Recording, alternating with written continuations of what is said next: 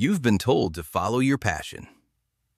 Maybe once, maybe 100 times, by your parents, your teachers, a graduation speaker who clearly rehearsed in the mirror. Maybe you even tried, and at some point, the passion just stopped showing up. But let's go back to before that. You have a desk, not a bad desk, stable job, steady paycheck, nothing wrong with it, except on the wall. A poster. Follow your passion. You look at it, look at your desk, look at the clock, and one day, you decide. You quit. You're going to do the thing you actually love. Week 1, everything you imagined. Month 3, harder than you imagined. Month 8, not working. The money isn't there, the momentum isn't there, and the passion, the very thing you were supposed to follow, has quietly left the building. So you go back to the sentence, follow your passion, and you ask the only question that matters, was my passion wrong, or was the advice wrong?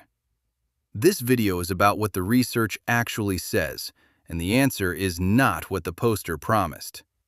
Stanford, 2005. Steve Jobs stands in front of thousands of graduates. Turtleneck, quiet voice, 3 stories. You've got to find what you love.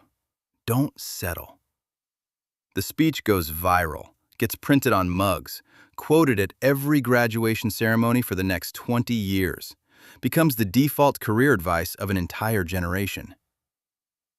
There is one small problem. Steve Jobs did not follow his passion. His actual passions were Zen Buddhism and calligraphy, not computers. His early jobs weren't about passion. An ad that said, "Have fun and make money." That's why he took the job at Atari. Computers came later. The most famous follow your passion speech in history was given by someone who did the exact opposite. He built the skill first. The passion followed. Amy Wrzesniewski, Yale University. She spent years studying one question. How do people feel about their work? Not what they do, how they feel about it.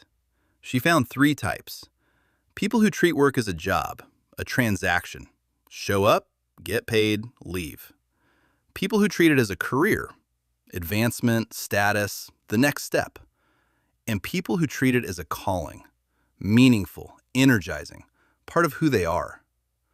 The calling group was happier, more productive, more engaged. No surprise there. Here's the surprise. Calling orientation had almost nothing to do with what kind of work people did.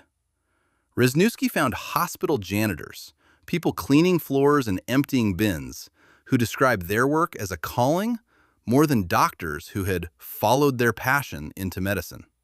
The passion was not in the job title. So what predicted it? Years of experience, depth of skill, the slow accumulation of competence. They didn't discover their calling, they built it. Cal Newport is a computer science professor. He called it career capital. Rare skills, hard-won expertise, the kind of ability that takes years to develop. His argument? Passion is not the input, it's the output. You don't follow passion into great work. You develop great work until passion arrives. The problem with follow your passion is that it asks the wrong question. Not what do I love, but what am I willing to get good at? Most people told to follow their passion don't actually know what their passion is. You might have vague preferences, mild interests, things you enjoy on weekends that collapse under a Monday morning deadline. That's not a passion problem, that's a skills problem. Mihaly Csikszentmihalyi spent his career studying a very specific state. The state when work stops feeling like work. He called it flow. Flow does not come from loving something. It comes from being good at something, at the edge of your current ability. Too easy? Boredom. Too hard? Anxiety. Exactly at the limit? Flow. The feeling you call passion is almost always flow, and flow requires skill. Which means the feeling you've been waiting for cannot arrive until after you've already put in the work. Passion is not the compass. Passion is the destination. Wait, this can't be completely right. Some people do find a love early. It happens. But when it works, it almost always involves enormous time developing skill during childhood with structure, coaching, and real challenge. They didn't just love it, they got good at it. The love and the skill grew together for years.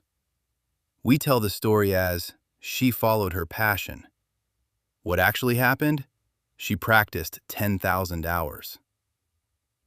Follow your passion describes the feeling. It erases the mechanism. So what do you do instead? Not give up on what you love. That's just cynicism in a sensible coat. The more honest sentence, the one the research actually supports, sounds like this.